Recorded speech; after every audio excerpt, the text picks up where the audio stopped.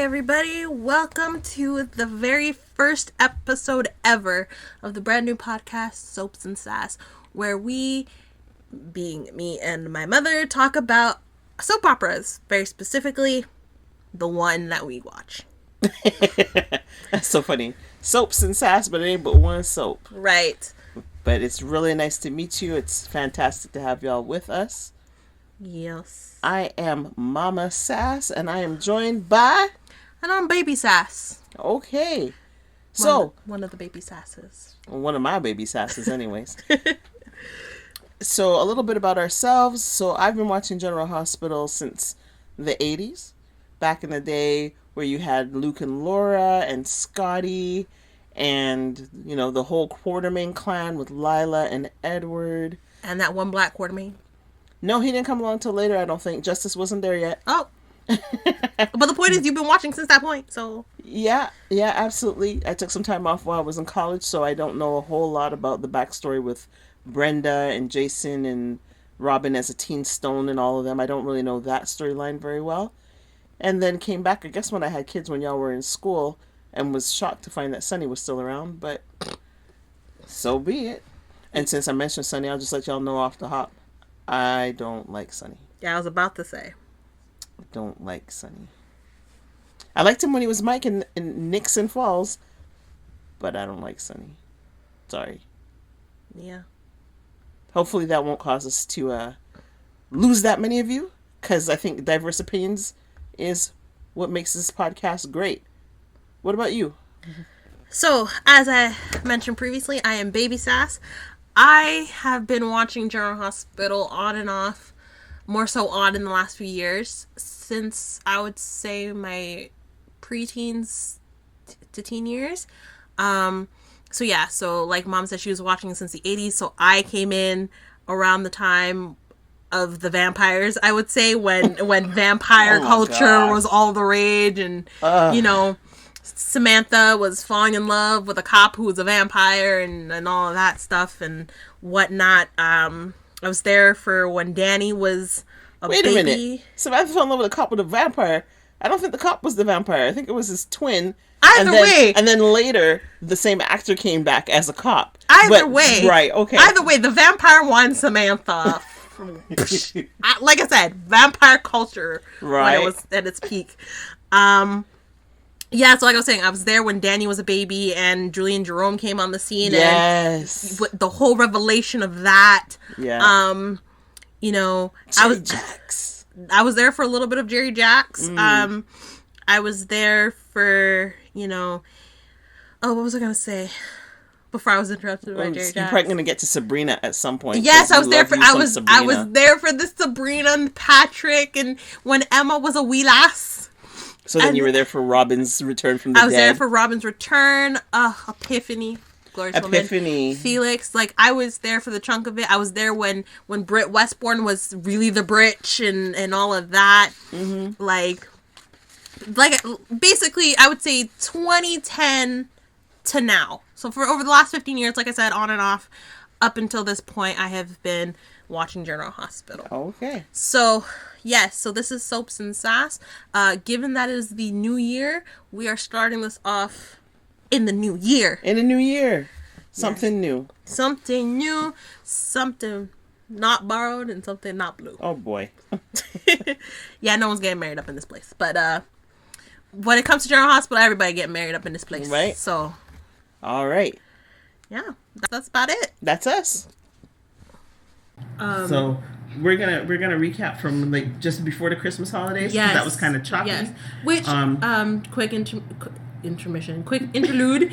Happy New Year, everybody! Yes, Happy New Year, many blessings. So what we're planning to do is drop an episode every week, somewhere between 45 minutes to an hour long, where we recap and critique and comment on the previous week. However, what with Christmas and New Year's, you know, the episodes were kind of sparse. Right. Because, you know, nobody's home to watch the soap. Everybody's home to visit family. Right. Whatever. So we only had a few episodes. So we're going to cover those. Mm-hmm. And we are also going to include today's episode, which was Monday, January 6th. Because really, it was like a Friday episode. And for real. We just, yeah, just let you guys know, going to try and post these episodes on Sundays. We tend to record on Sundays, but if we're able to, we'll record them on Saturday, get them edited and posted on the Sunday. And if that doesn't happen, then they'll be out on the Monday. Every episode will cover the week before, so...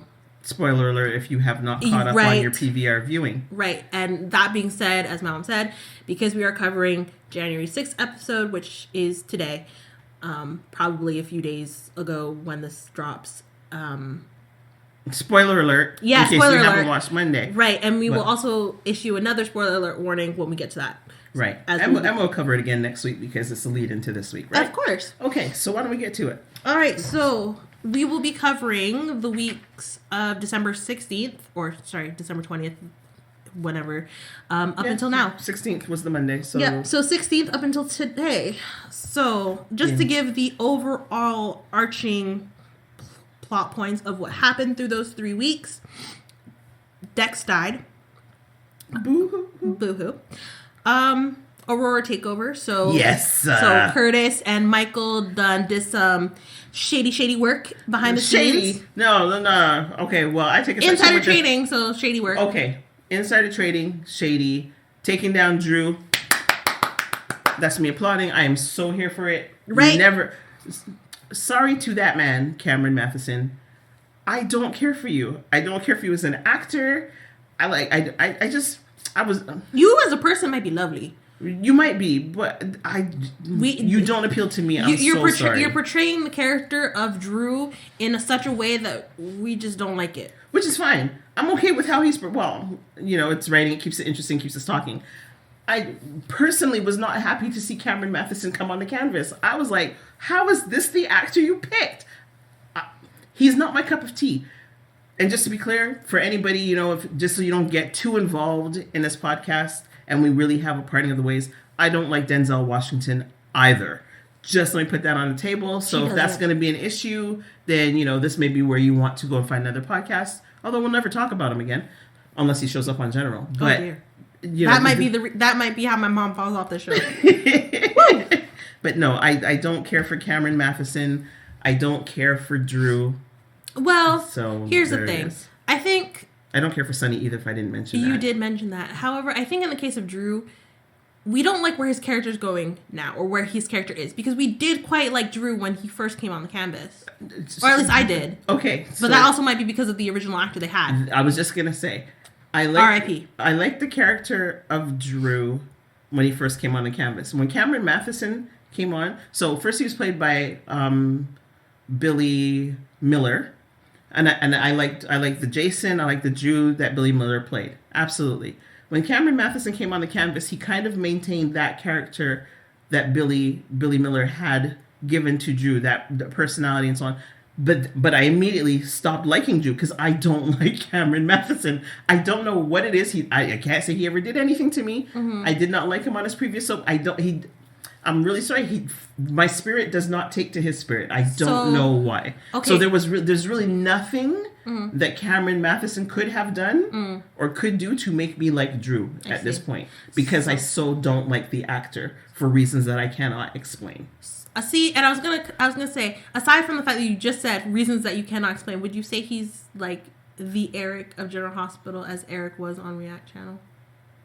No, I didn't. People have no idea what we're talking about. So let's just skip that and I'll answer that after the podcast. All right. So as I mentioned, we had the Aurora takeover, which was lovely. Yes. Needed to happen. Right. Weeks before this, we had Lulu waking up, her going around seeing her family and whatnot. So she runs into Tracy finally, because we've all been wondering when that's going to happen. And she's on the hunt for Charlotte. And by now she has found Charlotte. Yes. But, so speaking of actors, as we just were, super happy with the recast of Lulu. I appreciate that she looks like the original Lulu that I so enjoyed.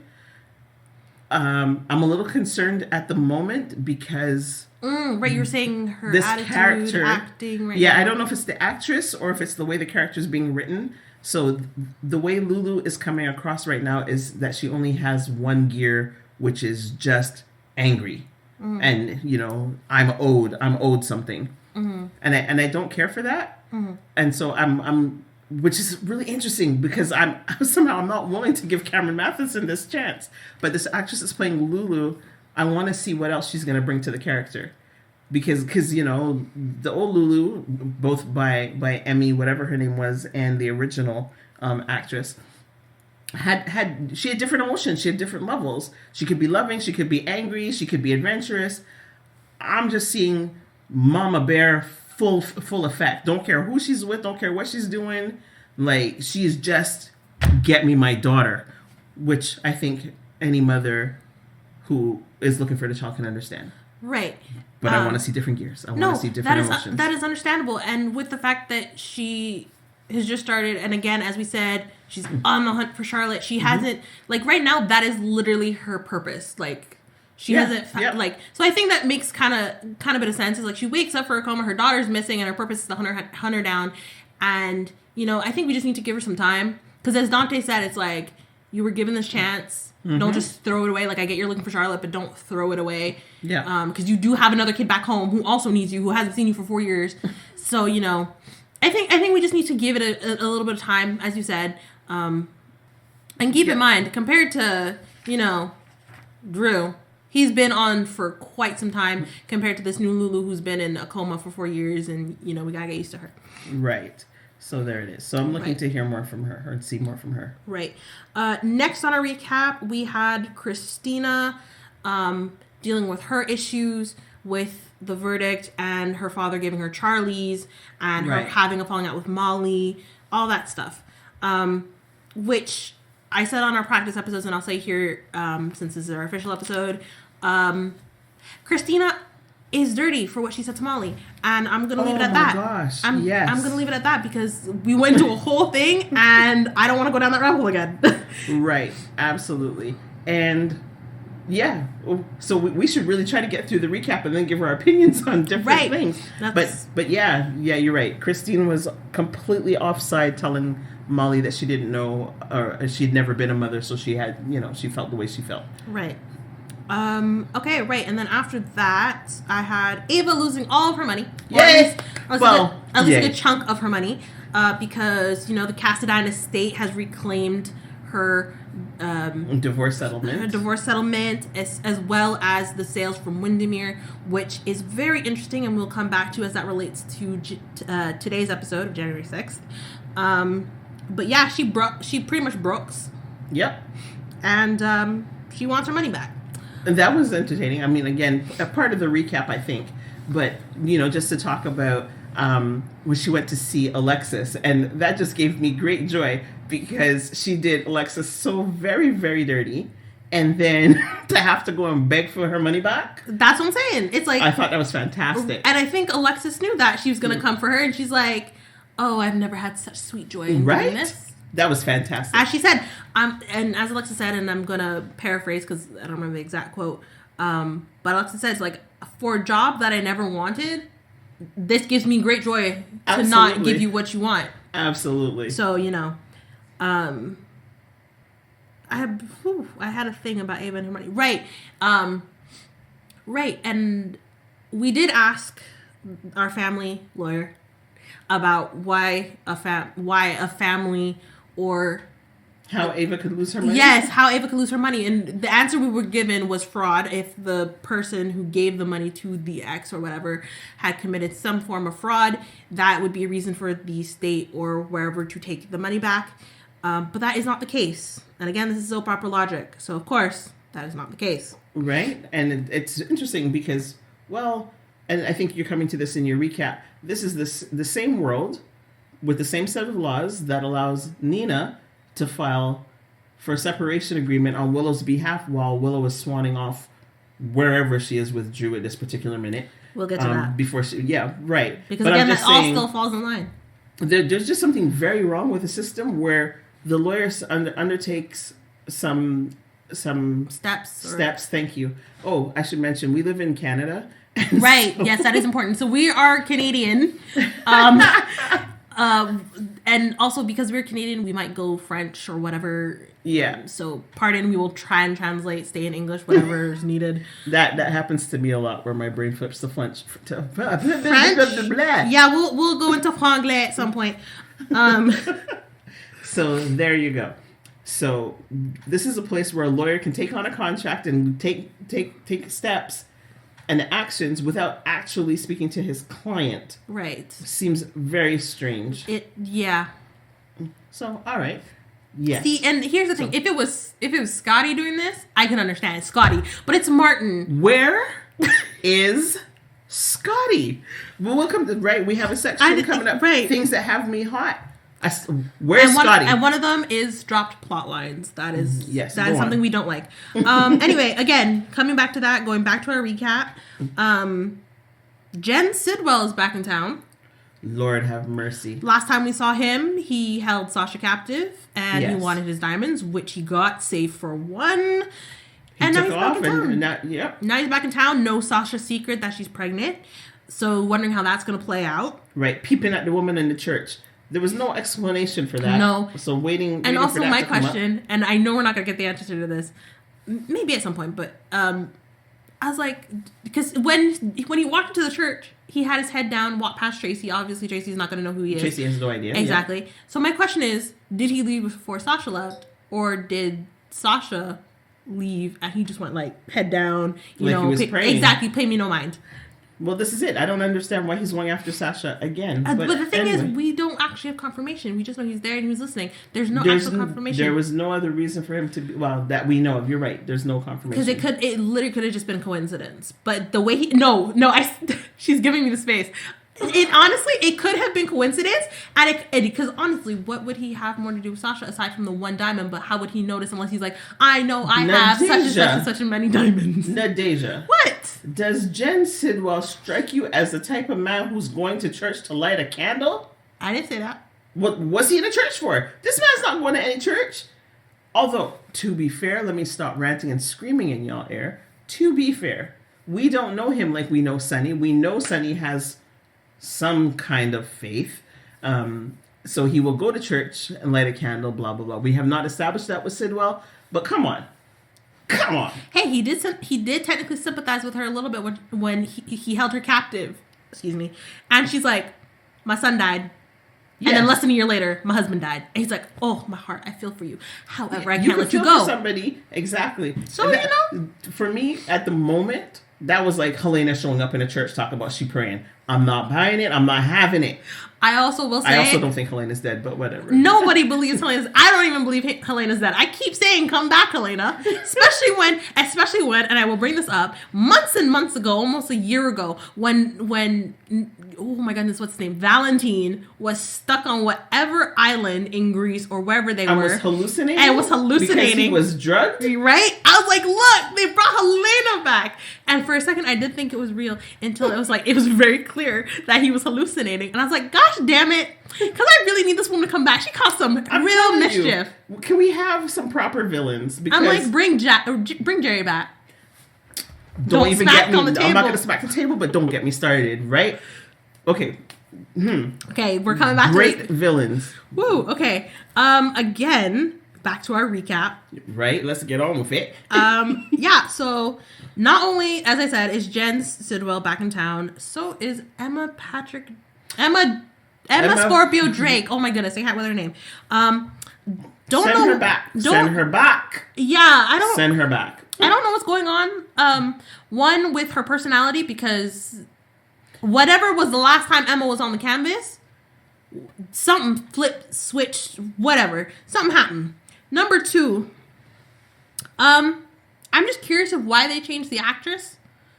Because that's a question. Because I was like, I'm a little confused. However, sorry, finish your thought. I was going to say, however, it's very clear from the way she came on the canvas on Christmas Eve, Gio has a crush on her. Even if he talked to her for like 2 minutes, this boy has a crush on Emma. Right. So as far as why they changed the actress, I have no idea. I'm completely speculating. And I think they changed the actress because they wanted to take Emma in a different direction. They want to have more drama, which is very clear we are going to get with this young lady. She comes on the scene. She Tiffin already. I don't know what all was happening with her and Joss in the Yeah, diner. that was weird. Right? Because and it's very jarring, and I suspect it might be jarring to anybody who has been watching General Hospital for years. Mm-hmm. Because Emma is not a malicious person. No. She makes mistakes. She does. She may go a little off base sometimes, but she's never malicious. She, as far as I remember, she's not lying. She's scheming to the point where, like, she wants her parents to get back together, or she wanted Patrick and Sabrina to get together. Right. That type of thing. Right, which I was there for. She's scheming to accomplish something good.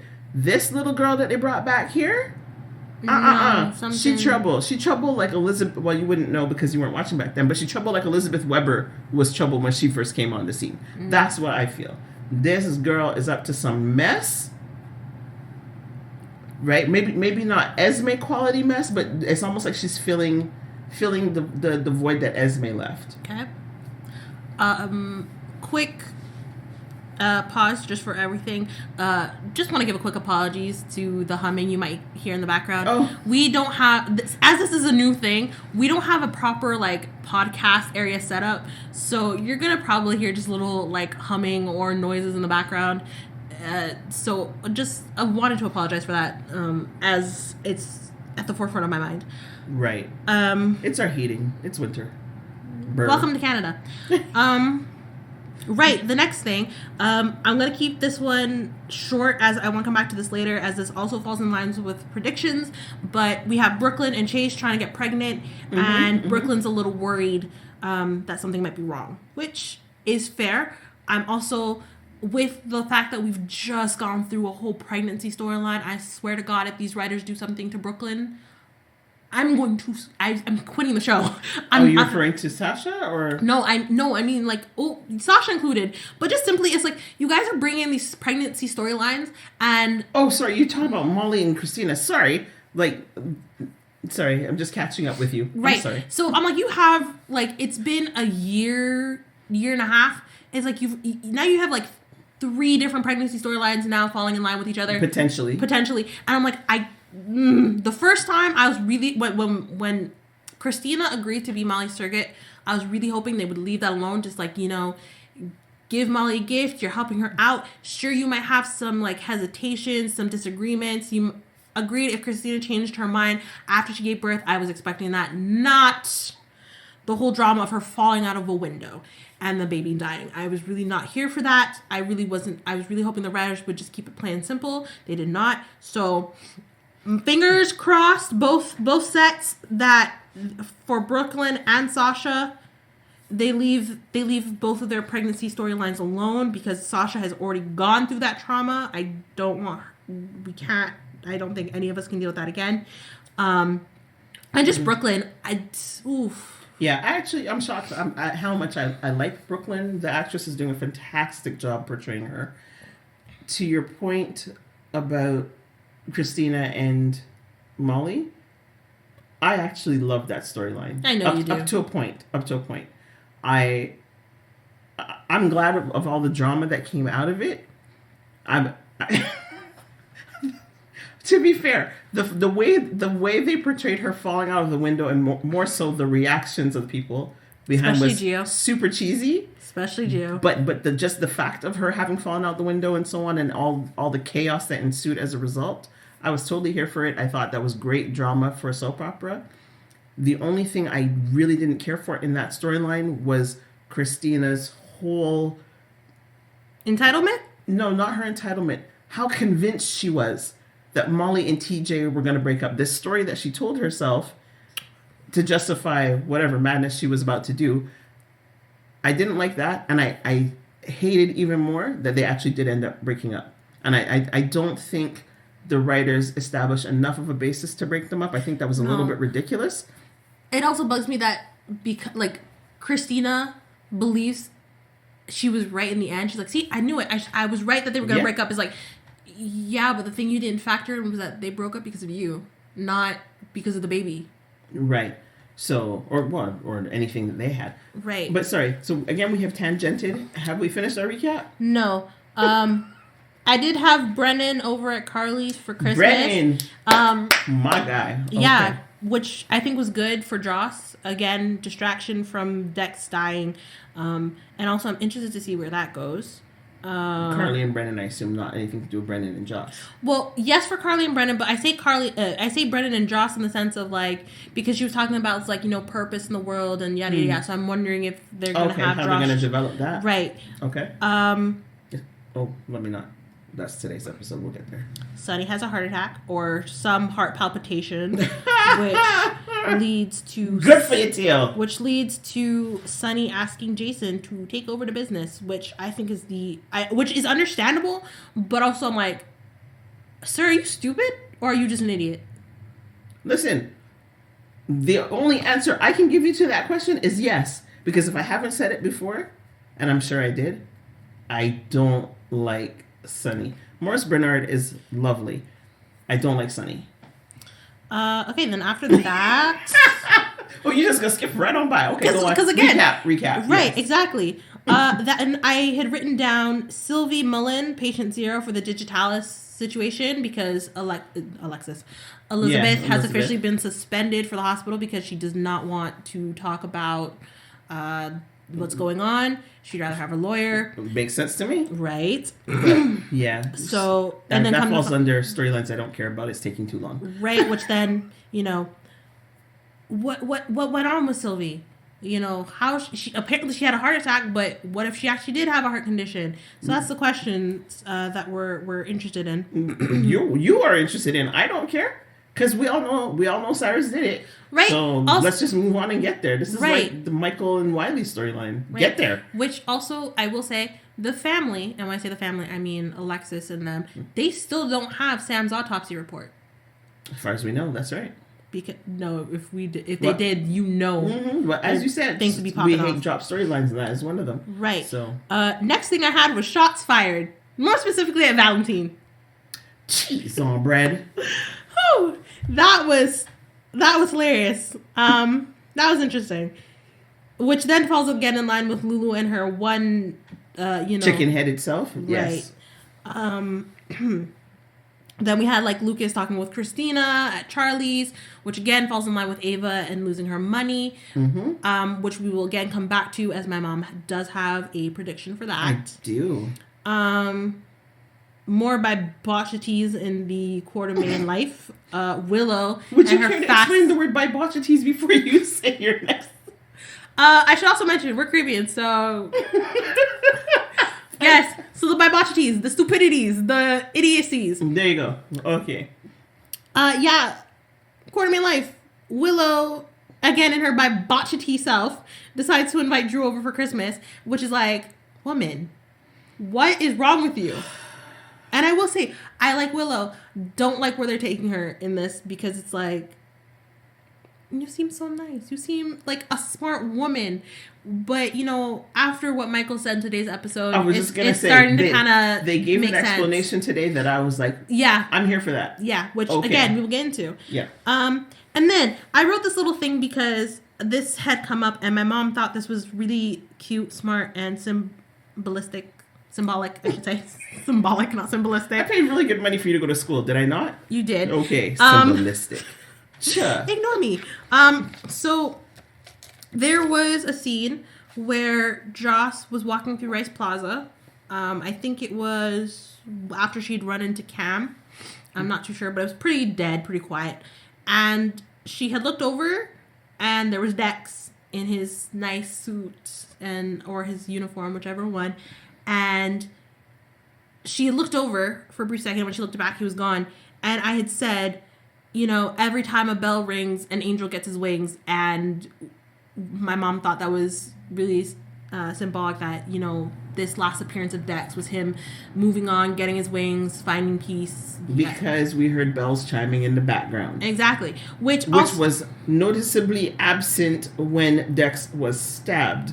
in Rice Plaza, because that particular episode was driving me absolutely bonkers. It was driving you mad, me mad, Felicia mad. It was driving everybody mad. Well, I don't know, because Felicia didn't comment on the bells. No, but she says there's something missing. Like, that's the thing. Exactly. She didn't comment on the bells, but Felicia's like, there's something crucial missing. I just can't remember it. And as a viewer watching the episode, I'm like, why are these bells so loud? Stop with the bells.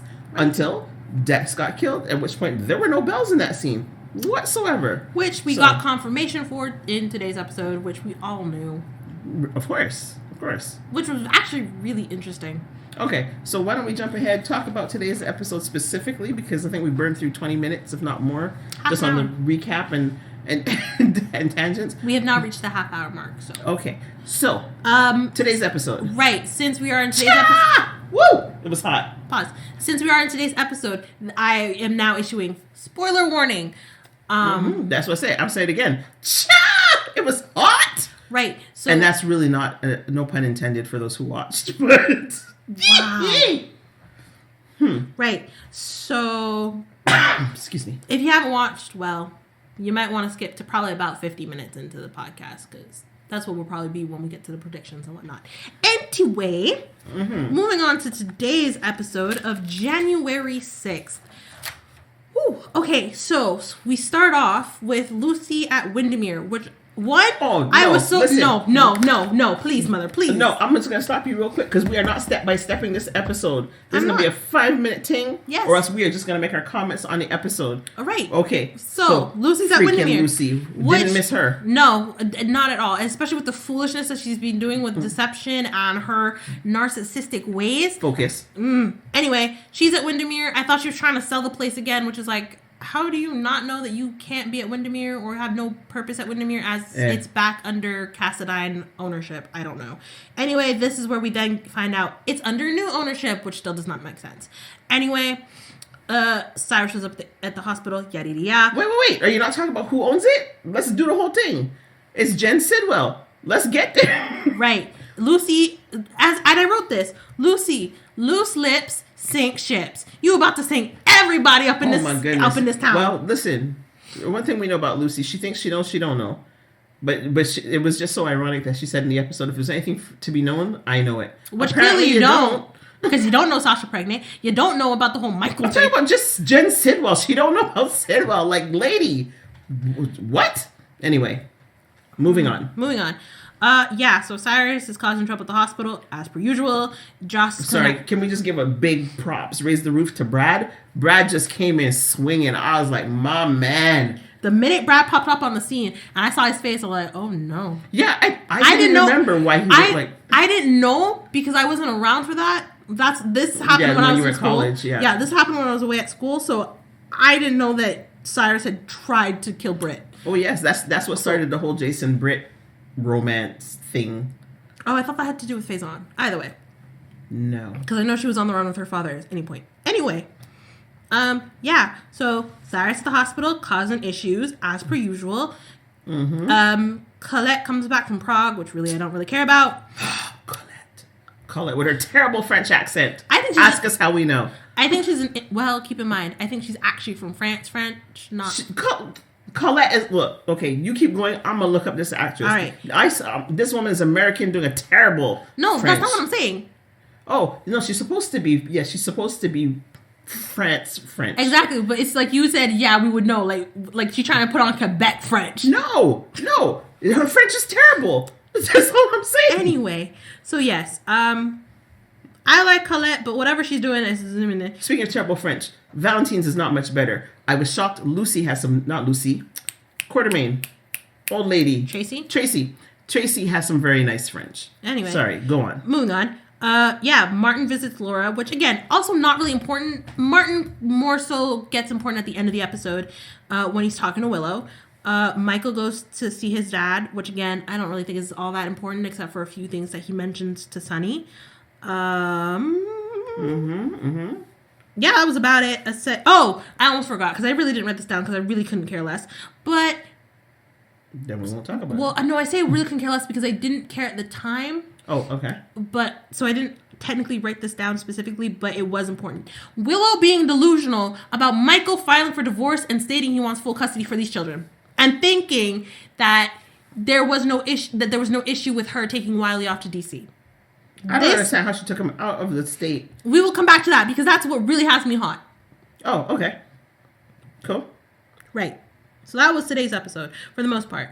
And then and Carly busts into the warehouse to talk to Jason. Yep. Okay. Because she heard about Wiley. Yeah. So again, nitpicky details, as you said. So yeah, that was today's episode for the most part, or those were the main points. The characters involved, yada yada yada. What? She's still looking up Colette, folks. I am, and she's finding some interesting information that has her stunned. No, because I looked for Colette because I don't know what her last name is, and then they had her. This is where I got confused because it's not the right Colette. They had her as a friend to TJ Ashford and Molly Lansing, and I'm like, what? This is not the right. All right. No. So, as I take long pauses to think, but yeah, I do find it interesting how we start off the episode, and I'm going to bring this to the hospital where Cyrus is talking to Isaiah and literally says, so how does it feel to be playing God? I was like, what the ass? I'm like, sir. I think that was a test. Which I like how Isaiah's kind of like, excuse me, sir. I don't know who you think you is, but that is not the case. And then Cyrus feels kind of offended because Jordan got into his head, but it's like, sir, you're in a town full of people who dislike you for multiple different reasons. I think everyone's going to get into his head. Because who's going to defend you? Right. Not your sister, not your brother, not your nieces or your nephews, not Sonny, not his kids. Like, essentially, no one is going to defend you. So, why feel offended? Right. Again, as my mom said, props to Brad for coming in with his tirade. I think... I also must say I was ready for Portia kind of let loose on Brad a little bit, but knowing that she dislikes Cyrus as much as she does, I'm glad she's like, Brad, Wola, calm down. Mm-hmm. And then, Lucas gets him out of there to talk, and then immediately once they're gone, as well as Isaiah, she herself rips into Cyrus and is like, get out of my hospital. You're banned from my hospital. And he's offended again because he's like, you can't do this. I am here doing the Lord's work. I am a missionary for such a place. He's like, all right, that's great. But you know what? I'll call the missionary. I'll call the place and, we'll get this resolved so you don't ever come back. Because I don't want you here. You make my staff uncomfortable. You make me uncomfortable. You make my patients uncomfortable. You make everybody uncomfortable. Also, if you're banned from the hospital, less of a risk of people possibly dying. Because you're just killing up everybody. Okay, but she doesn't know that. She doesn't know that yet. Oh, my goodness. Not yet. And even so, what's going to stop him from going back in anyways? So, yeah. I don't understand how I can't find that. But, okay. What was I going to say? There was something you were just saying. I'm like, Prague, Lucy, Lucas, Cyrus, Joss. We'll move on. It'll come back to me, I'm sure. All right. Joss cleaning out Dex's apartment. Again, not really interesting. Her going on about getting justice, finding out who killed Dex, yada, yada, yada. Fair enough. End of the episode. I'm like, ooh, what's she gonna do with that gun? Oh, I thought you literally meant the end of the episode. No. Sorry. Ignore the applause. Because that applause was for the actual end of the episode. We will get there when I start talking about Willow. We'll get there. Hold on. We don't care about the nitpicky details. These are just storylines filling an hour. Which we are doing a terrible job of. We're at 39:30. Uh-huh. Okay. So. Yeah. Again, no one really cares. Carly going off on Jason because she's like, my grandson is off someplace with this woman and her skank of herself with this man, and we have other features. we have other features to discuss. Let's go. I'm like, that's pretty much it. I'm a little bit impatient. She is. All right. In that case, I guess we can get to Willow because really, there's this episode aside from Willow and Michael. I'm saying. All right. So say. All right. Willow is a blasted idiot. how this woman could not think to call her husband, because they are still married. Yes, they are separated, but they're still married, and say, hey, Michael, I know we were supposed to go to this thing together, but you know what? I think I'm going to take Wiley with me instead. In which Michael would have said, no. Or, okay. But at least he would have known. Mm-hmm. Because how he has to come and find out from his mother-in-law is not okay. He should have heard that from the horse's mouth. The horse's mouth being Willow. Because you are in separation. Y'all are having some tension. You legally... Well, I don't know if it's legal because I don't live in the States. I don't even know if that's legal here. But, Willow, what you did is essentially kidnapping. Because the father... Because Michael doesn't know where his kid is. And didn't give you permission to take said child off someplace with your lover. Okay, so that may be a stretch. I don't know, because I don't have a degree in law. I can see the argument, but in any case... As that is the argument that's going to be pulled by Martin and Diane. Well, if that was the argument, then I think she would have found herself arrested rather than just receiving divorce papers at the hotel. Yes, but it's Michael, so Michael's not going to do that. And as he said in the episode, he played the hardball first, because then he wants to deal. Then he's going to fight for what he actually wants, which is 50-50 custody. I think he's just trying to scare her. Yes, I understand that. I think that can so backfire. I think so too, especially with what happened. Oh man, but for real. I don't understand what Willow was thinking. I think Michael gave a brilliant explanation, which I very much appreciated, because I couldn't figure out what the heck was going on with Willow either. It was just such an abrupt turn. But what Michael said in the episode is that she basically molds herself to the people she's around, because or she what wants people needs, or what people need, or what people need, or what people think she is, which makes sense. Mm-hmm. Having grown up in a cult, I guess she hasn't really established her independence. Yeah, her identity. Yeah, exactly. So I thought that was a good explanation. Right? And I think I think what happens at the end of episode 2, Michael, might help. Because again, she'll have to focus on her kids and her marriage. She won't have time to focus on freaking Drew up in DC. Won't have time to deal with her mother and her foolishness. And also, I'm hoping this is what kind of, not to say breaks the camel's back, but this is the push that Nina needs to be like, your husband is lying in a hospital bed, so you know what? Yeah, I think I need to pop that little Drew-inspired bubble for you. I do not think for 1 minute that Nina's going to have an iota of compassion for Michael. So no, I think she will. Just in case people aren't worried about spoilers or what have you. I think she will. So Sunny's apartment blew up at the end of the episode. Michael was inside. Sunny and Jason were outside down the hall. Michael apparently never learned stop, drop, and roll in school, so he was running all about the place in real flames. Which also doesn't make sense, seeing as how, one, he put the glass down after I don't think it was alcohol. I think something fell on him because so what happened was the bomb went off. He was still a distance away, but the bomb went off. He flew over the couch next to where the alcohol was. And again, this was not clear because they panned to a different scene. They panned out in the hallway, right? So it's unclear. It's unclear if something fell on him or if he knocked into the cabinet matter. And the alcohol fell on him, which would make more sense. But either way, it looked like he was wet. Like, it looked like something was wet on him. Oh, that might just be to make the scene so that he's actually burning, right? So that's nitpicky details. The fact of the matter, and to be honest, I like nitpicky details, but not in my soap opera. Hot. Michael is on fire. He's screaming blue murder. Would you stop?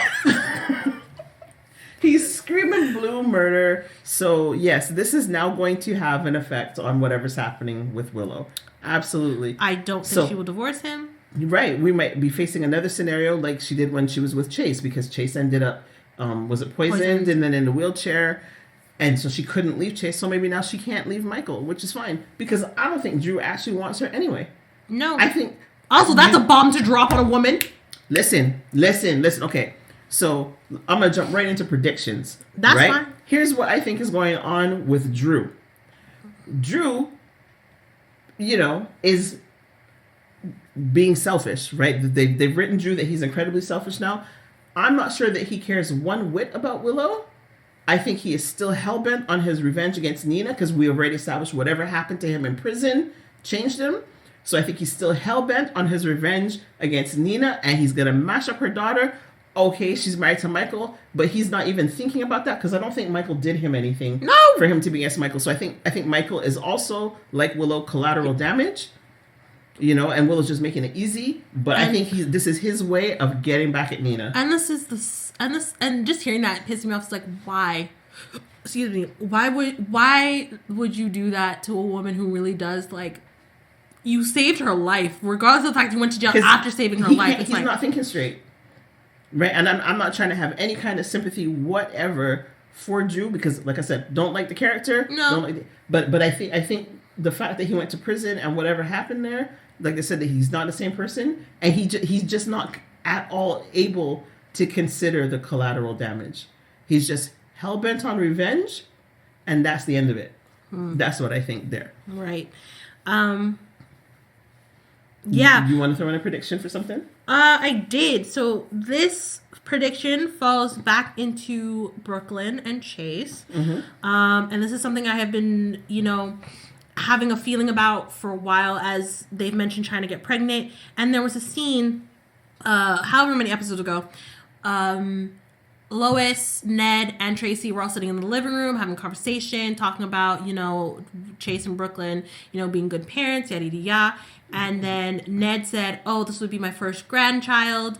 And immediately Lois got this look on her face as she was sipping her tea. And I said, ain't none of my business. Right? And not only that, so this keeps getting brought up about, like, how Carly paid Brooklyn to break up Dante and Lulu, and then after something about secrets. Right, something about secrets. And then after Brooklyn and Lulu run into each other for the first time and Lulu storms off, Dante comes in and they're having a conversation, and Brooklyn says, oh, but that one time, and Dante shuts her up right quick. And I'm like, okay, so that conversation with Dante plus Lois giving you kind of having this look after Ned mentioning first grandchild, it gives me the feeling. Oh, and not only that, Chase asked Brooklyn on Christmas when they were trying the pregnancy test, and he's like, do you feel different? And she kind of also had this look on her face, and she's like, do you feel pregnant? And he's like, well, it's your first time getting pregnant. Of course you wouldn't know what it feels like to be pregnant or whatever. And she, again, has this look on his face. Had this look on her face. And so it makes me wonder, it's like, okay, you had this thing with Dante. So my thing is, had this thing with Dante, got pregnant, was scared. I think she had the baby. Lois, being the mom she is, one, does not tell Ned. Just, they're Lois and Brooklyn are really tight. So, keeps the secret, and they have this friend who is probably trying to get pregnant but can't get pregnant.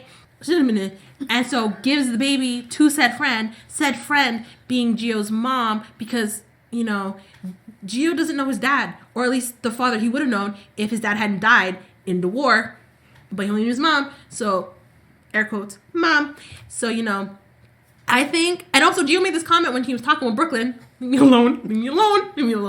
Gio made this comment about when he was talking with Brooklyn, and he's like, you remind me of my mom.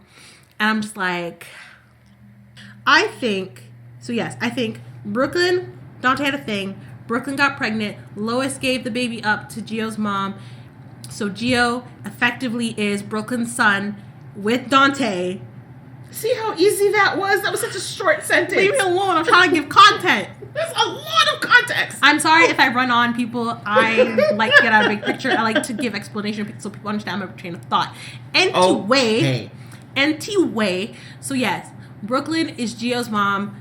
Dante is Gio's dad. Biologically. Let me say biologically. And, I think that secret's going to come out eventually.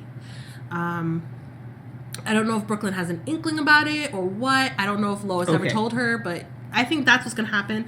My aunt agrees with me that is a plausible theory. So, General Hospital, if I see this in the next year, I know y'all took it from me. Sure. Okay.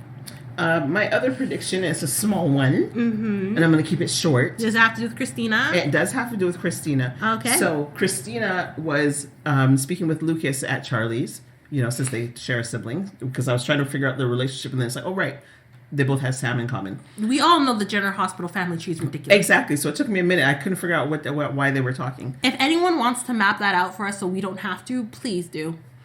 So then Lucas was talking about how helpful Ava was. Christina was very interested, but obviously with an ulterior motive.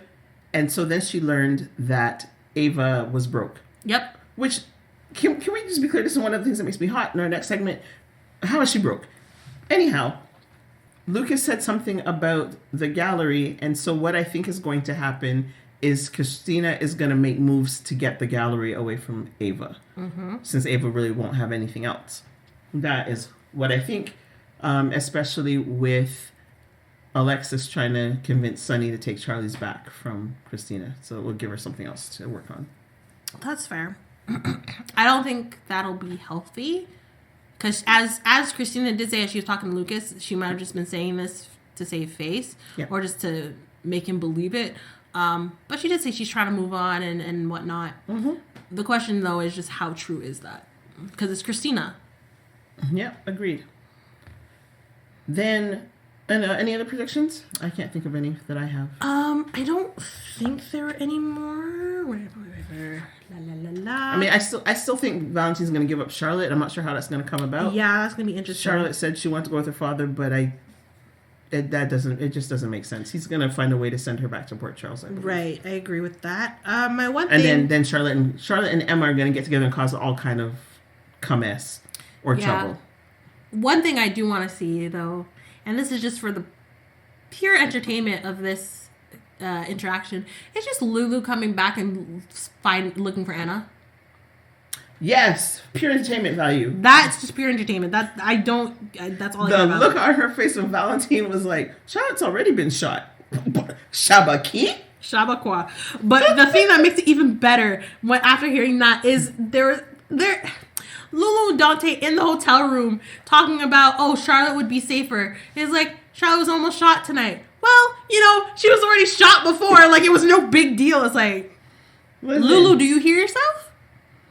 No. Like, what? Yeah, but at least she listened to reason when Dante explained to her. Listen, right. That happened because somebody followed you. Right? Chicken head. Right? And Charlotte getting shot before was an unfortunate accident. It was. Right. Okay. I don't think I have any more predictions. No. What was next on our list of things that had me hot? I know we covered a lot of them, so I don't know if there's anything more to add. No, other than drop storylines that had me hot on the regular. I will quickly say things that had me hot. Just Willow and her stupidities, thinking she had every right to take take Wiley out the country and not say out the state and not say anything. And lady, give your head a freaking shake, s'il vous plaît. You're in the same room with the man. The hotel is so booked up for this swearing in that you can't find 2 rooms. Are you serious? What I do find hilarious, girl, stop it. What I do find hilarious is how she calls Martin and says, Martin, I just got this thing in the mail. We need to talk about it. He's like, no problem. We can talk about it tomorrow morning. It's like, oh yeah, that works. I'll let you know when I'm back in the state. What do you mean? I'm in DC. With Drew. and the look on Martin's face as he grits his teeth, because he can't say anything over the phone, because that's not the time to say anything. But just, you could clearly see in his head, on his face, he was dumbass. Oh my goodness, sugar honey iced tea flying through the air. I probably shouldn't say that on the podcast, but anyway. I don't think anyone cares. I care. But yeah, I'm better than that. But yes, things that had me hot. That's what had me hot. Yep.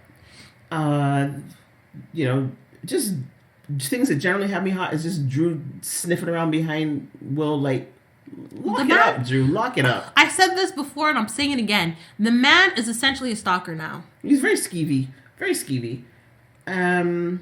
What else? I don't know that there was anything else that had me particularly hot. Mainly because I lost my notes partway through the week.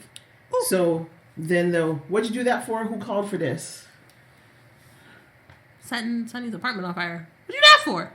Who called for this? Oh, listen, that one I understood because I knew. As you said. Again, spoiler alert. Chad Duell is leaving the show. He might come back eventually. Well, the door is open for him to come back, but he's leaving. He's going to explore other things. see what else is out there, because he's been there since he was 20, whatever. He's now 37. So there's that. But okay, I say what'd you do that for? It wasn't really a what'd you do that for, obviously. But, I know. I honestly don't think I have anything for what'd you do that for this week, or, any of the other weeks, because I'm like, they all make sense. Yeah. They all make sense to me. Who called for this? Yes. You know what? And who called for this was something we did not discuss at all. Kai and Trina. I'm not saying anything more.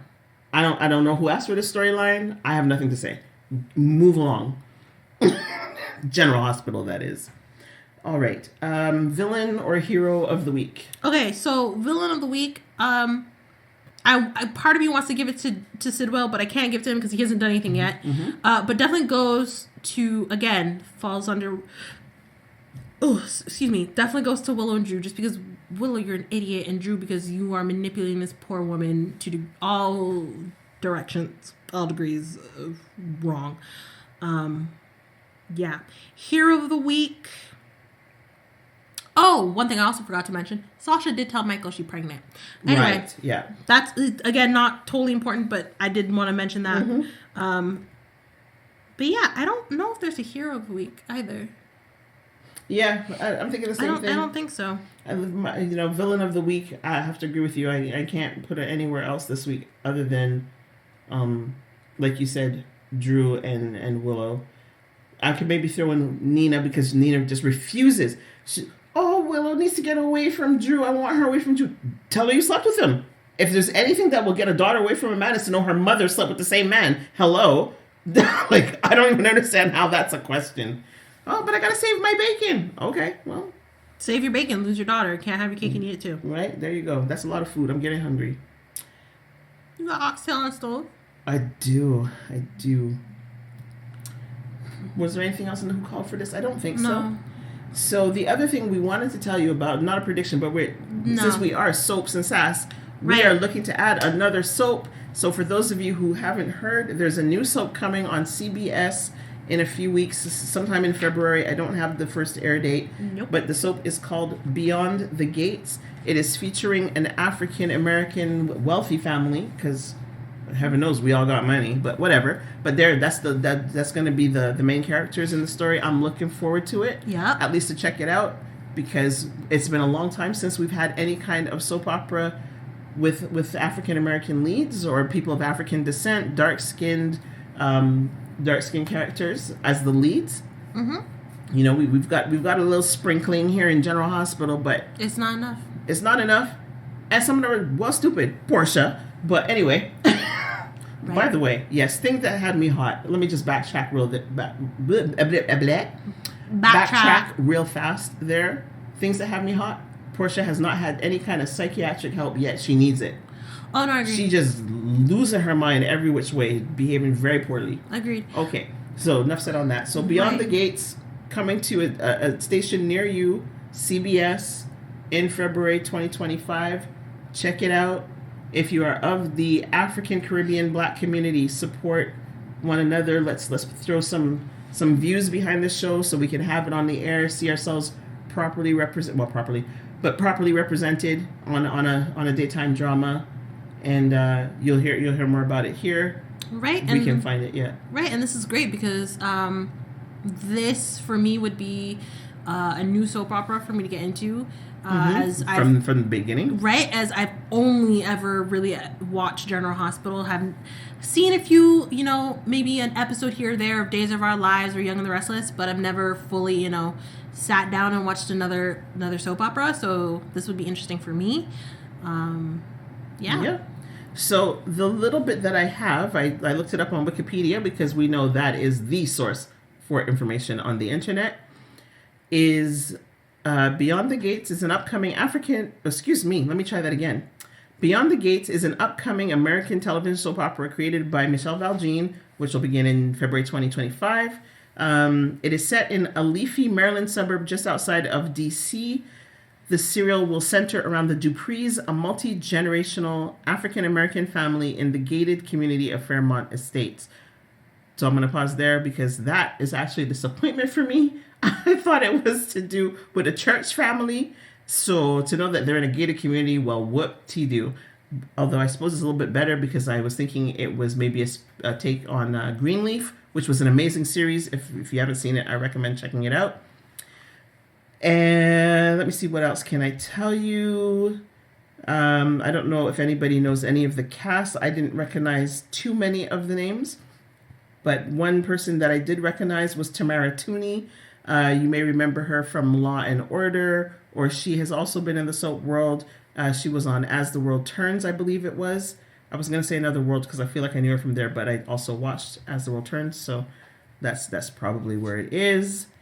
Yeah, she was on SVU. There's somebody else that was in there that I think a lot of people know is Clifton Davis. I recognize the name, but I don't know where I know him from. So check it out. Check it out. I have a feeling it's going to be good. All right. I hope it's going to be good. All right, everybody. So thank you for tuning in to the very first episode of Soaps and Sass with your hosts, Nadeja. And Mama. Or Charmaine. Wink, wink. Yeah, and if you like this episode, please share it with other fans of General Hospital. Subscribe. Right? Well, at least I would. So there you go. Yeah. And we will be more organized. I will find my notes. I will be more organized. We will work on our flow. Right. Although, the spontaneity is very cool. It is. But yeah, again, given that it was Christmas weekend or holidays for those of you who don't celebrate Christmas. Yep. Yeah, things have just been a little bit more wonky and all over the place, but we'll be top of our game for next week, where we will cover again Monday's episode as well as the rest of the week. So, and hopefully Willow and Drew would have had some hot licks between now and then. Hot licks. Okay. Right. All right. So, as I said before, we're your hosts, and we will see you back here next week for more Soaps and Sass. Good night.